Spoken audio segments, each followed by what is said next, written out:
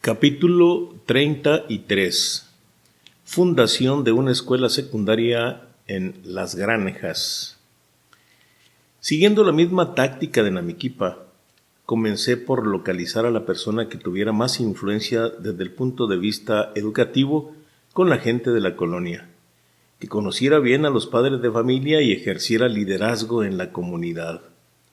Encontré al profesor Atanasio Salazar Gamboa, Tacho Salazar, quien contaba con una bien ganada fama de buen maestro, además de director fundador de la primera escuela primaria del lugar, la cual antes se llamaba Miguel Alemán y después, como hasta ahora, Francisco González Bocanegra. Y por ende, conocedor de todos los problemas de las granjas y director desde su fundación de la escuela primaria. Aunque nunca lo había tratado, hablé con él ampliamente, le expuse el plan para fundar una escuela secundaria y le pedí colaborar con nosotros relacionándonos con la población de la colonia, con las personas más influyentes en política y en la lucha social. Aceptó con entusiasmo. Primero nos presentó con el presidente de la Sociedad de Padres de su escuela, señor Álvaro Vázquez Soria. También entusiasmado, propició una reunión con todos los miembros de su directiva, quienes a su vez nos invitaron a una reunión general de padres de familia. En esa reunión me presenté como director y el profesor Tacho informó a la asamblea que había aceptado nuestra invitación para ser subdirector honorario de la escuela secundaria, cuyas funciones realizaría en sus tiempos libres sin afectar su trabajo como director de la primaria, lo cual fue aceptado por la asamblea con mucho ánimo. Algo parecido nos sucedió con la directora de la otra escuela primaria, la Ignacio Zaragoza, profesora Carolina Weckman, de Gaitán, quien, como se recordará, había sido directora de la escuela Josefa Ortiz de Domínguez en Ignacio Zaragoza, Chihuahua, donde yo trabajé 15 días antes de que me trasladaran a Cerritos, allá en Namiquipa. La maestra Carolina también creó un ambiente favorable para la fundación y el funcionamiento de la escuela secundaria en Las Granjas. El señor Álvaro Vázquez Soria ejercía el control político en toda la colonia. Fue nombrado presidente del patronato de la escuela secundaria y encabezó un equipo de trabajo muy activo y responsable que actuó siempre por la solución favorable de los problemas que enfrentaría la escuela. A pesar de su experiencia y su talento, el profesor Tacho no pudo adaptarse al trato con alumnos de secundaria y renunció a la subdirección. Pero antes nos recomendó al profesor Adolfo Vázquez Flores, quien lo sustituyó en sus funciones con mucho acierto. El profesor Tacho siguió auxiliándonos siempre en todos los problemas que se nos presentaron. Solicitamos el reconocimiento de los estudios como escuela estatal por cooperación ante el jefe de Educación Media y Superior del Gobierno del Estado, pero la solicitud fue rechazada. En cambio, nos dieron autorización para poner a funcionar la escuela como particular, cumpliendo con una serie de requisitos preestablecidos. Sabíamos que eso iba a suceder, por lo que ya con la autorización integramos el personal docente y administrativo, teniendo mucho cuidado de que los docentes de materias académicas fueran egresados de la Escuela Normal Superior o por lo menos haber acreditado el 50% de las materias de la especialidad. Todo se cumplió satisfactoriamente y logramos formar un equipo docente y administrativo de lujo. Directivos: José Ángel Aguirre Romero, director y docente. Atanasio Salazar Gamboa, primer subdirector. Adolfo Vázquez Flores, segundo subdirector y docente. Olga Vázquez García, primera secretaria, auxiliar administrativa. Gloria Élida Merino Martínez, docente y segunda secretaria. Erlinda Vázquez, docente y tercera secretaria.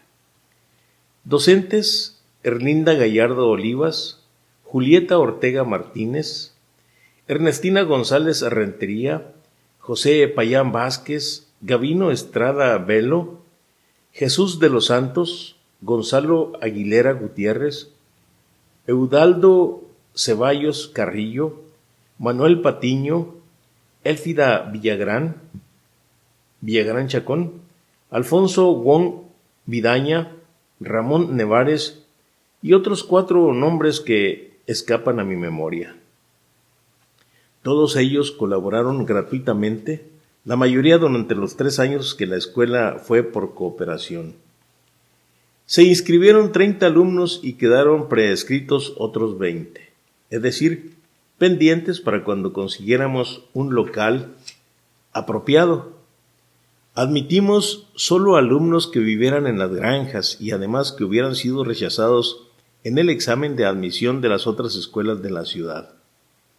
Las clases se iniciaron con los primeros 30 alumnos el día 9 de septiembre en un local prestado donde funcionaba un jardín de niños particular, ubicado en la esquina noreste del cruce de las calles Vallarta y Sabino, cuya directora y propietaria era la maestra Coquita Mena, madre de la maestra Margarita Moreno Mena y de los hermanos también profesores Héctor y Blanca. Así, con la incomodidad de trabajar en turno vespertino en un local pequeño y con mobiliario para niños de kinder, trabajamos 3 semanas, al cabo de las cuales nos cambiamos a otra casa que rentamos ubicada a 1 cuadra de distancia más al oeste, en una esquina del cruce de las calles Sabino y Pimentel. Esta casa tenía 3 habitaciones comunicadas entre sí, 2 de ellas un poco más grandes de lo normal, de 4 por 6 metros, y otra muy pequeña, 3 por 4 metros. En los locales grandes colocamos a los 50 alumnos, los 30 que habían comenzado antes, más los 20 que estaban pendientes. Allí acomodamos a todos, 25 alumnos en cada uno. Estos 2 locales estaban comunicados por una puerta que la eliminamos y dejamos el puro claro. Allí en el claro de la puerta se colocaba el maestro y daba clases a los alumnos que estaban en los 2 salones. Usaba 2 pizarrones, 1 en cada salón. En la habitación pequeña teníamos escritorios y otros muebles para la dirección y subdirección, porque antes de cambiarnos del jardín de niños, nuestro gran amigo, el ya famoso inspector profesor Apolinar Frías Prieto, nos había conseguido 25 mesabancos binarios nuevos y yo había conseguido en el CAPSE 5 escritorios, mesas de trabajo, 3 pizarrones y 15 sillas metálicas muy buenas. La desventaja más grande de ese local consistía en que no tenía patio y los alumnos en los intermedios de cada hora salían e invadían las calles Sabino y Pimentel, estorbando el escaso tráfico aun cuando las calles no estaban todavía pavimentadas. En esas condiciones terminamos exitosamente el primer ciclo escolar en junio de 1968. Las vacaciones de julio y agosto las aproveché a pesar de que ya era secretario general y tenía mucho trabajo en la sección octava, en conseguir otro local para la escuela. Me gustó una casa muy grande de 2 pisos, cuya construcción se encontraba casi en obra negra. En la planta baja tenía 4 piezas grandes y una un poco más chica. En cada una de las piezas grandes había una ventana enorme, aunque todavía ninguna con vidrios. Todos los muros interiores estaban aplanados con mezcla y los pisos no contaban con mosaicos. Nada más los firmes aplanados y sin pulir. Además tenía 2 pequeños cuartos con preparación para excusados. No tenía puertas interiores y en la puerta de entrada, la principal, solamente estaba el claro y el marco. Parecía que la construcción, sin terminar, había sido abandonada por lo menos durante 6 meses. Estaba ubicada en la esquina de la privada de Agustín Melgar y Ramón Guzmán. Por pura casualidad me encontré al dueño cuando miraba la construcción, Chito Sánchez, así con ese nombre se le conocía, maestro de música y director de la orquesta de la Escuela Normal del Estado. Lo había conocido 4 años antes cuando contraté la orquesta de la Normal para que tocara en una fiesta que se realizó en el Molino Namiquipa. Le dije que andaba buscando una casa, así como esa, para instalar allí la escuela secundaria de las Granjas. Hicimos trato. No me cobraría la renta por todo un año si yo pagaba lo que costara pintar todos los muros interiores de la casa, instalar la puerta principal que él ya poseía, ponerle los vidrios a las ventanas, ponerle las puertas y los muebles a los 2 servicios sanitarios, además de pagar los contratos de luz y de agua que deseaba se pusieran a su nombre. Cumplido todo esto por ambas partes, el día 2 de septiembre de 1968, iniciamos clases con un grupo de 40 alumnos de segundo grado y 2 de 30 alumnos, cada uno de primer grado. Con un año de vida, la escuela ya era muy solicitada. Así transcurrió todo el ciclo escolar 68-69. Yo atendía el aspecto académico de la escuela, asistiendo a clases de 7 a 9 de la mañana y asesorando y dirigiendo el trabajo escolar todos los días de las 4 a las 5 de la tarde. Fuera de ese horario, el profesor Adolfo Vázquez me sustituía en la dirección. Todo ese tiempo se lo robaba al trabajo de la sección. Se iniciaba el año escolar 69-70, tercer año de vida de la escuela secundaria. Se trabajaba con alumnos en los 3 grados con la estructura 2-2-2, es decir, 2 grupos de primero, 2 de segundo y 2 de tercero. En el primer grado teníamos 70 alumnos, 35 en cada grupo. No quisimos recibir más porque ya no cabían en la casa. A partir de septiembre del siguiente año pagaríamos 2,000 pesos de renta mensual, porque en agosto se habían puesto pisos de mosaico. También a partir de septiembre daríamos una compensación de 10 pesos por clase dada a los maestros, lo cual significaba un gasto de 300 pesos diarios. Por esa razón tuvimos que cambiar el sistema de pago de colegiatura. Hasta esa fecha cada alumno pagaba 20 pesos mensuales, cuota que ni la secretaria ni el subdirector eran buenos para cobrar cada mes. Muchos nos la deben todavía, más de 40 años después. No por eso se dio algún caso en el cual se restringiera la entrada a clase a ningún alumno. En septiembre, previo aviso a los padres de familia, dejamos de cobrar la cuota mensual y cobramos 300 pesos por alumno por cuota de inscripción anual.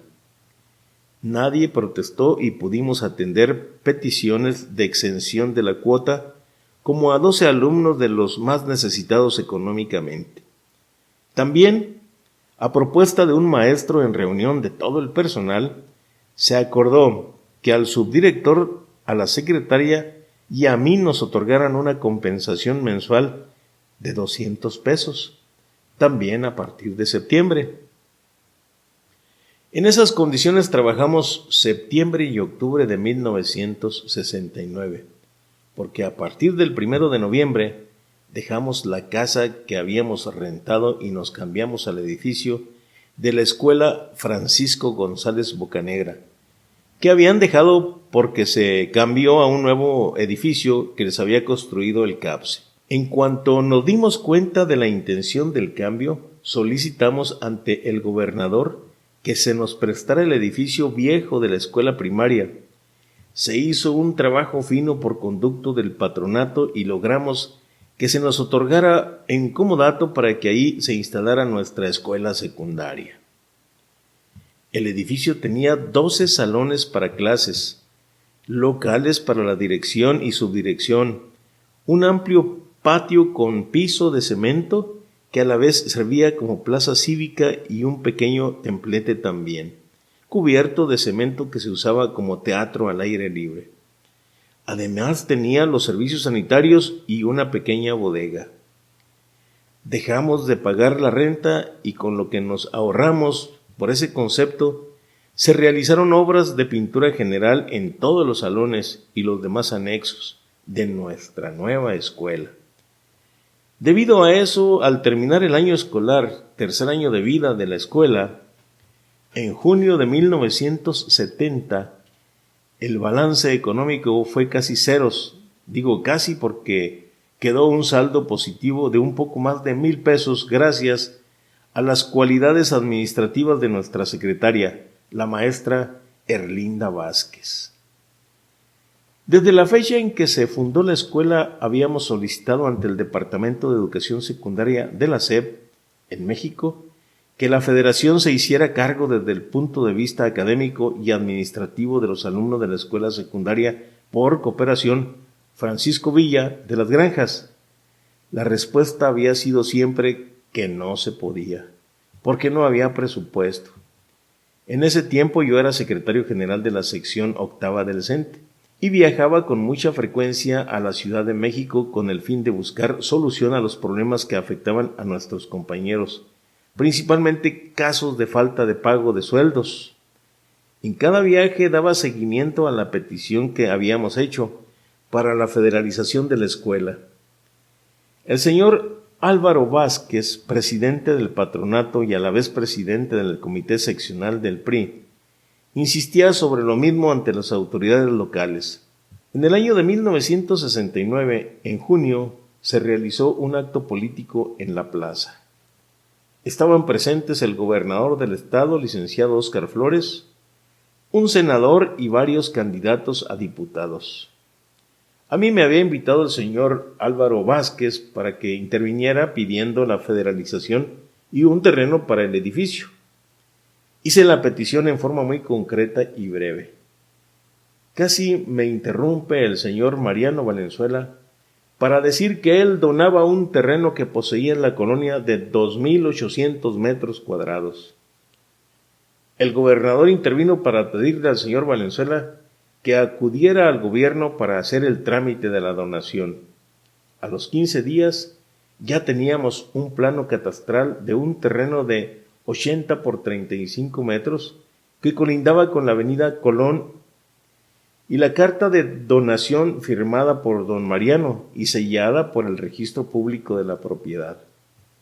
Muy al estilo de don Mariano, también se puso un anuncio que decía: aquí se construirá la escuela secundaria de las Granjas. El terreno quedaba situado donde después se construiría la Plaza Vallarta.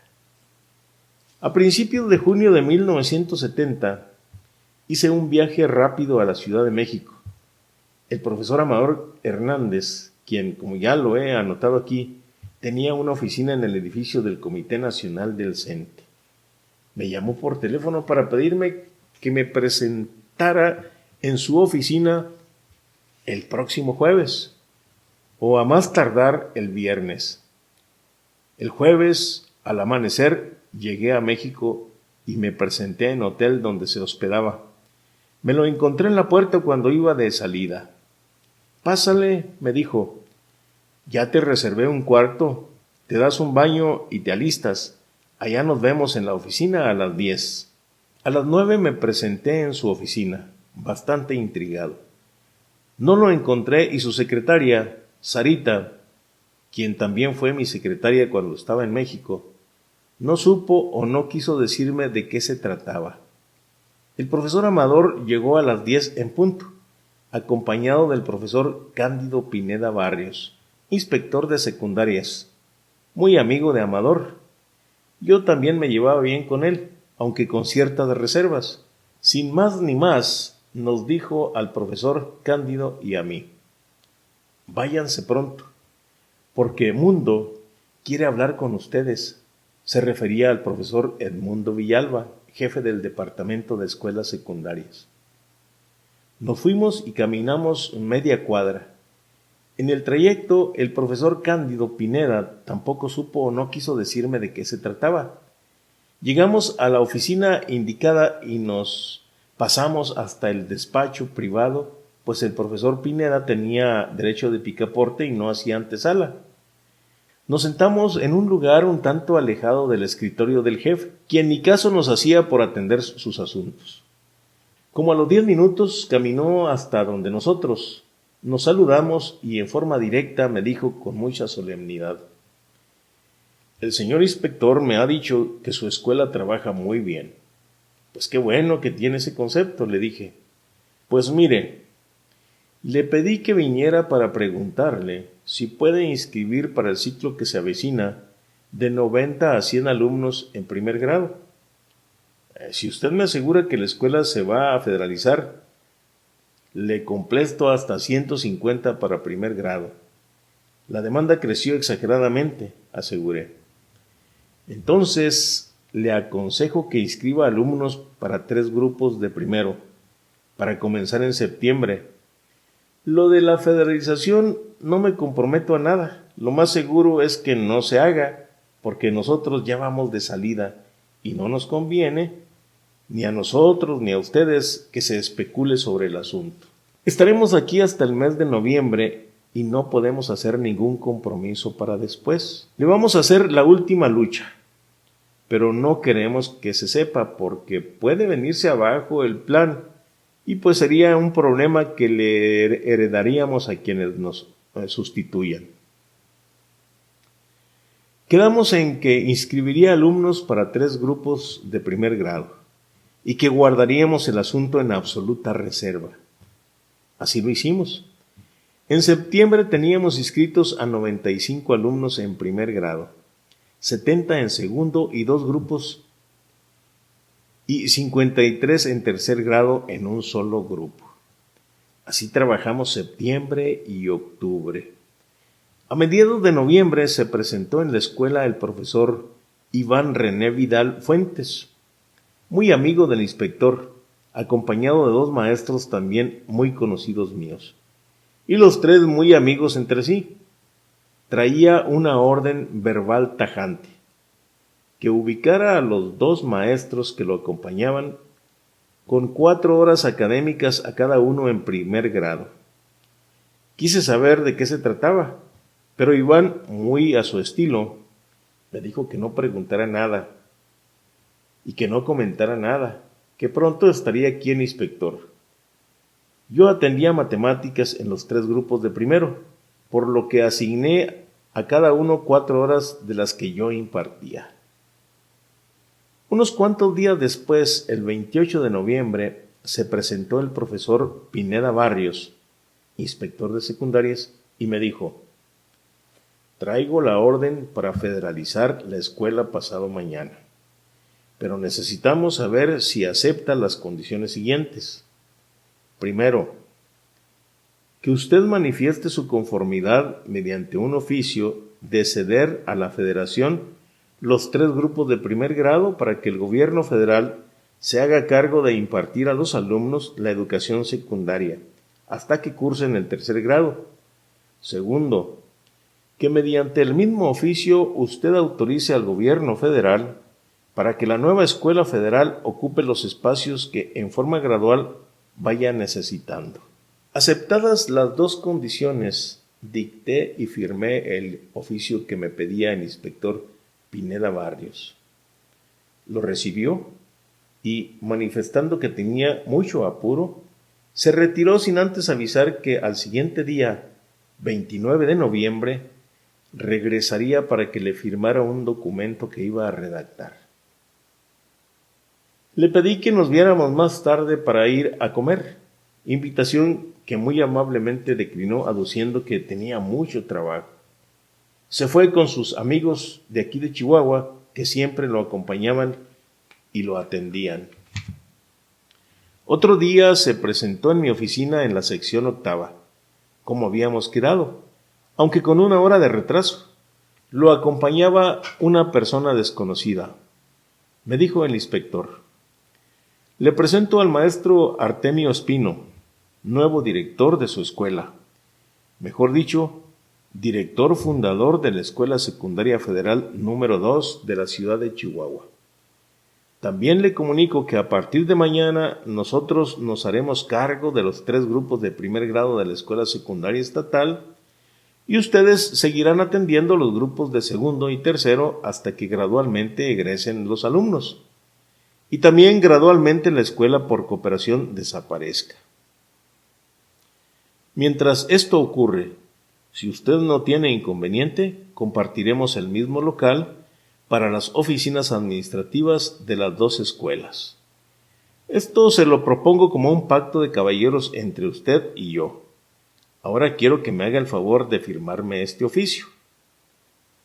Era un oficio dirigido al jefe del Departamento de Educación Secundaria de la SEP, sin mencionar el nombre del funcionario, en el cual se le informaba ampliamente sobre la fundación de la Escuela Secundaria Federal y de la desaparición paulatina de la secundaria por cooperación estatal.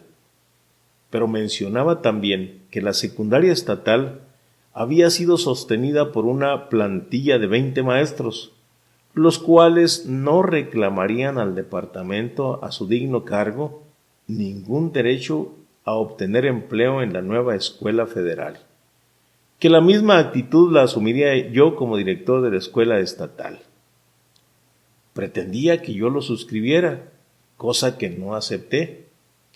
Le pedí que me permitiera modificar el texto, el cual quedó más o menos como sigue: que el trabajo que había aportado el equipo fundador de la escuela por más de 3 años debía valorarse y tomarse en cuenta, que en lo personal como director no reclamaría ningún derecho, y que si bien era cierto que las horas clase de los 3 grupos de primer grado habían sido cubiertas por personal propuesto por el C-inspector, a partir del próximo ciclo escolar me reservaba el derecho a representar sindicalmente a los 20 compañeros fundadores hasta lograr que poco a poco fueran integrados al personal docente de la nueva escuela federal.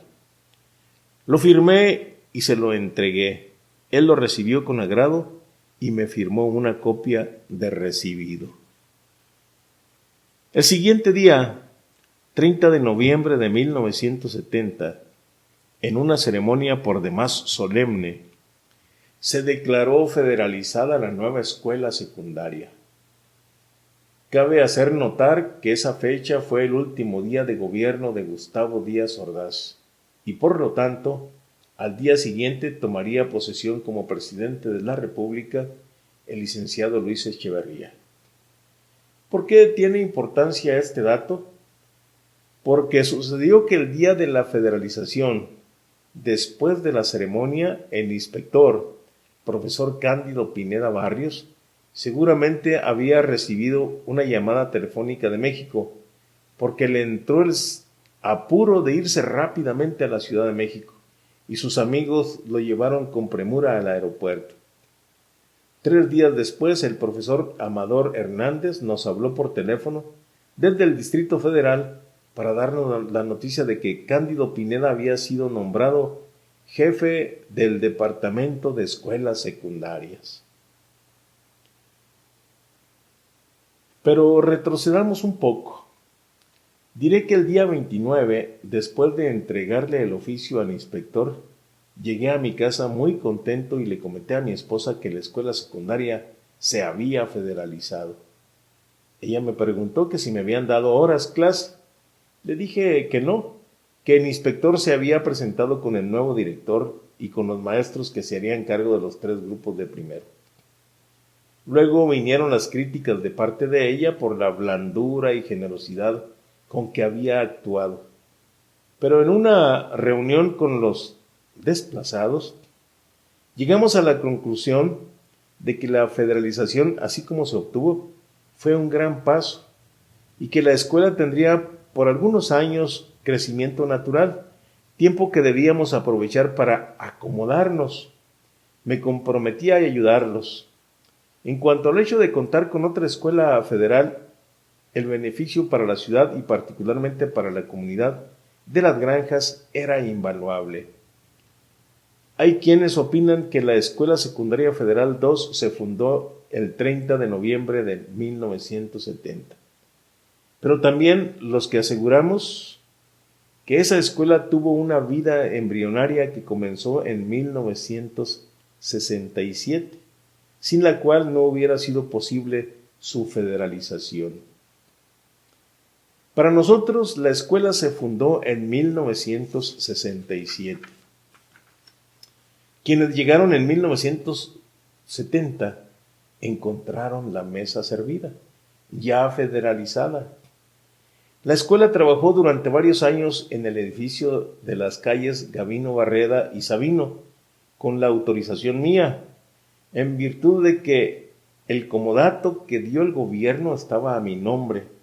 También cuando la escuela iba creciendo desmesuradamente y el CAPSE iba a construir el actual edificio, requería un terreno con una superficie mínima de 10,000 metros cuadrados, pero nosotros solo contábamos con los 2,800 metros que había donado don Mariano Valenzuela y que también estaba a mi nombre. Por esa razón intervine cuando el nuevo director, profesor José Payán Vázquez, logró que la familia del profesor Manuel López Dávila, propietaria de grandes extensiones de terrenos urbanos, aceptara permutar el terreno original de nosotros por los 10,000 metros cuadrados de ellos, ubicados un poco más al norte, donde actualmente se encuentra la escuela en la calle Pinabete.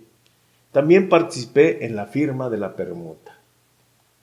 Como puede observarse, nunca me desligué de la escuela. Sin embargo, un año después de la federalizada y una vez que había terminado mi trabajo como secretario general de la sección octava del CENTE, reanudé labores en la escuela primaria Francisco González Bocanegra, la cual se ubicaba en la acera de enfrente.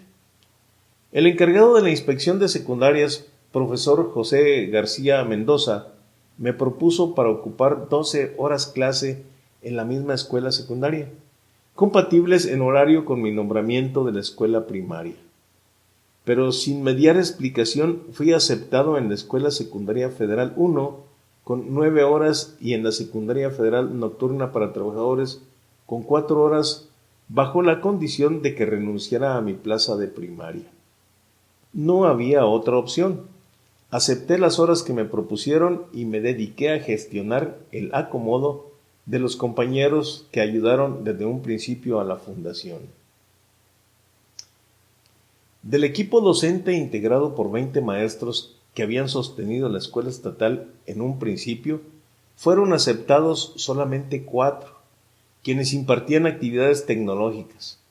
El siguiente año fuimos aceptados 8 más en las condiciones ya explicadas, y en los 2 años posteriores, por gestiones realizadas en mi carácter de secretario general de la sección octava y de director fundador, fueron aceptados poco a poco el resto de los maestros que trabajaron en la escuela por cooperación. A mí no se me permitió trabajar ni una hora nombramiento en la escuela que fundé. Fue el precio que tuve que pagar por exigir la federalización de la escuela secundaria, pero valió la pena, porque esa escuela, en sus temporadas de auge, llegó a ser la mejor de la ciudad.